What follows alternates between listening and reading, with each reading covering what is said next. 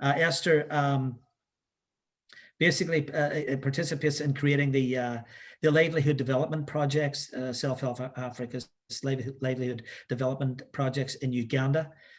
She's about developing and implementing capacity building plans for partner organizations to enable them to effectively manage their organizations and projects. A key thing about Esther's role is that she supports partner organizations develop appropriate poverty reduction and livelihood improvement initiatives within the project area.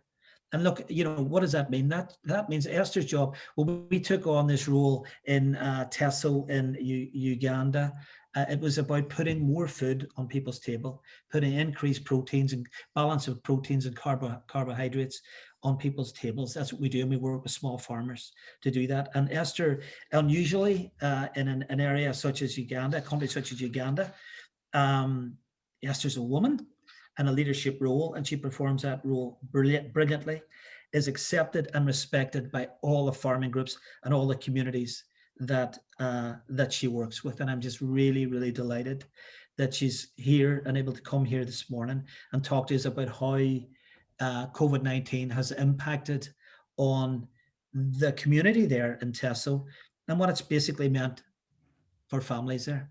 So Esther, over to you. You have the floor. Hi, everyone. I'm delighted to be part of this conference. Like Denia said, I work with smallholder farmers. I empower them to be self-sustaining, and we support them to engage in on-farm and off-farm activities, simply to improve their livelihoods and be more sustainable. So I'm going to talk about how COVID-19 affected the smallholder farmers that we work with.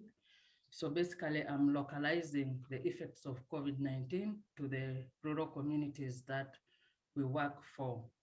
So on 21st March 2020, Uganda confirmed the first case of COVID-19, and to date, the total number of confirmed cases is at 14,204, and with the 337 registered deaths.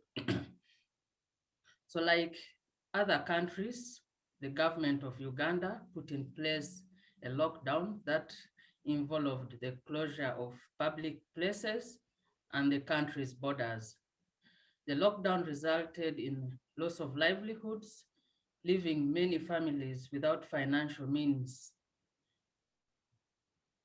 to purchase basic goods for their households. For some, movement of family members to rural or peri-urban communities from the city at the start of the lockdown increased pressure on household resources as opportunities for income generation were limited. The effects of loss of income were most marked among those who were most disadvantaged, including young women and men already out of school before the lockdown. And this demonstrated how the lockdown could amplify existing inequalities. As a country, Uganda anticipates a direct loss of $5 billion in the tourism sector during the next 5 years. A deterioration of fiscal deficit due to dampening of revenue collection and increased spending on needs for response and recovery efforts. A decline in remittances and deterioration of foreign direct investment following the impending global recession. The national poverty rates could rise between approximately 2 to 8% points. This could disproportionately impact on categories such as older persons, the women, households with a high ratio of persons with specific needs, in addition to those with the refugee or immigrant status, and marginalized groups within the rural communities where we work. The increase in unemployment could increase the poverty rate among wage earning households by 15.7%. The education sector was not spared either. Education is considered to be a powerful tool for growth throughout many sectors in Uganda. The country has labeled education as a key component for driving social growth, economic development, and transformation since becoming politically independent, as well as helping to achieve a more united nation and democratic reforms. In March 2020, schools were closed and partially opened in October 2024, only candidate classes. This has, however, been opened to other classes on a phased manner. And with the children staying at home for about 1 year now, this dream is being threatened. The government, however, encouraged distance learning, but resource disparities between the rural and urban areas are intensified by the pandemic. The rural areas are less likely to have access to technology needed to successfully implement distance learning. These technologies include the radios, television, and internet. So you find that this has reinforced the already existing structural inequalities. The prolonged stay of children at home have affected the girl child more than the boys, with increased rate of teenage pregnancies being reported.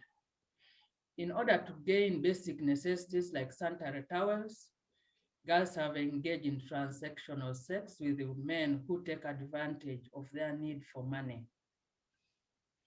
Much as boys are believed to face greater risks of physical abuse, girls are more susceptible to domestic violence and sexual exploitation.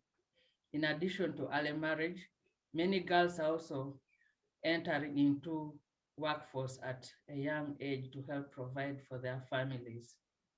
A survey conducted by Daily Monitor, a national newspaper in Uganda, in June 2020, revealed that more than 2,372 teenage pregnancies had been registered during the lockdown as at June 2020. At least 128 schoolgirls had been married off and 110 girls had been defiled, according to police records in the 6 districts visited.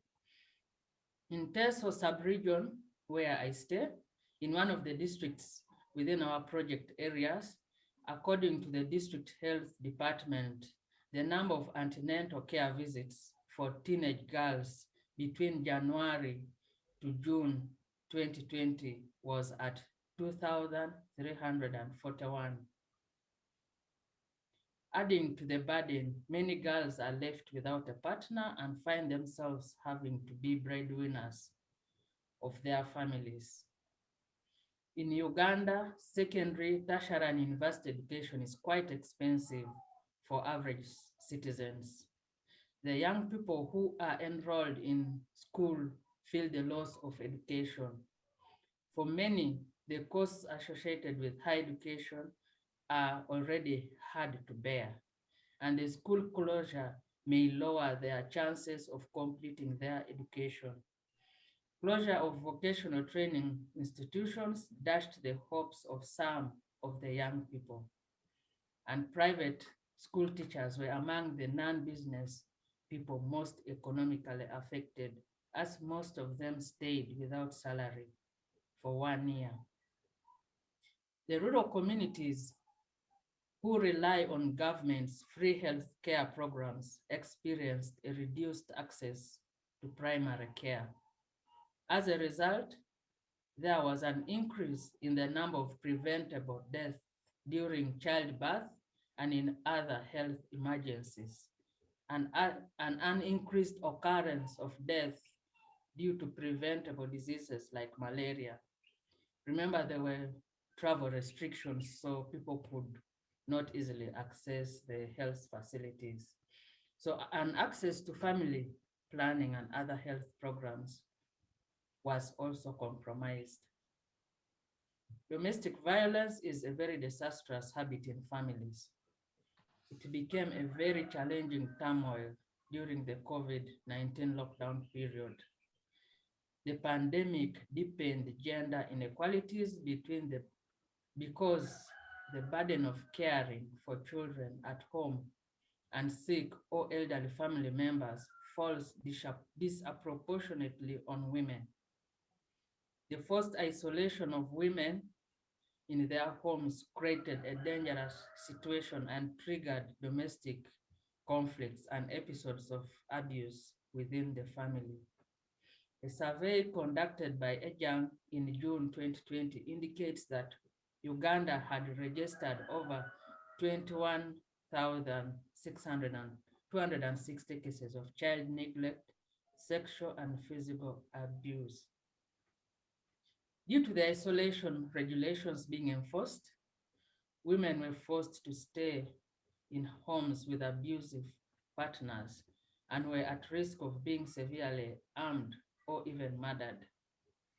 Loss of women's employment opportunities affected income sources, resulting in aggravated gender-based violence because the men's self-esteem was affected as they could no longer provide for their families, and yet they are regarded as head of family. The other reason given was that women and men had not been staying at home for a long time together. So simple mistakes made them angry, leading to violence. And indeed, the Action Aid Shelter in Katakwi, one of the communities that we work in, registered an increase in people seeking services such as social support, mediations, and legal counseling. The Uganda Bureau of Statistics report indicated that 87% of households that had reported a reduction in income from at least one of their sources of livelihood since the COVID-19 lockdown began. Of these, 65% were those receiving wage employment income, and 60% were households involved in farming, like the smallholder farmers that we support. So when the lockdown was enforced, businesses collapsed because weekly markets were closed for 11 months. Small and medium businesses experienced the largest effects of risk associated with COVID-19 as compared to the large businesses. The increased price of food put pressure on household budgets. In the Uganda Bureau of Statistics report, it was found that 42% of the population experienced moderate or severe food insecurity during the COVID-19 lockdown period. And most of this population stayed in the rural areas. And this was worsened by the prolonged stay of children at home who were putting a strain on household to not only keep up on increasing food prices, but to provide more meals than they usually do. In addition, agricultural enterprises were worst hit due to challenges of accessing inputs arising from transport restrictions and the ban on weekly markets, as well as due to the loss of demand and a shift from the consumption of fresh agricultural produce to dry rations. The burden of providing for the family was also left to the women who were ever at home, as the men spent most of their time in the centers and returned home late with empty hands. But all was not lost. The positive side of COVID was that the study revealed that COVID had actually united some people within the area. The sense of togetherness that had emerged improved the relationships between some people. including the relations between husbands and their family members. It was even observed that people had become more responsible. Some were staying home and engaging in agriculture. There was also bonding between some parents and their children. Parents who were not used to staying with children for a longer time came to understand the characteristics of their children, and it seemed that the increase in domestic violence was due to failure to handle home responsibilities. So that is the effect of COVID lockdown within the community that we support. Thank you for listening to me. Yes, and Esther, thank you so much for everything that you do there.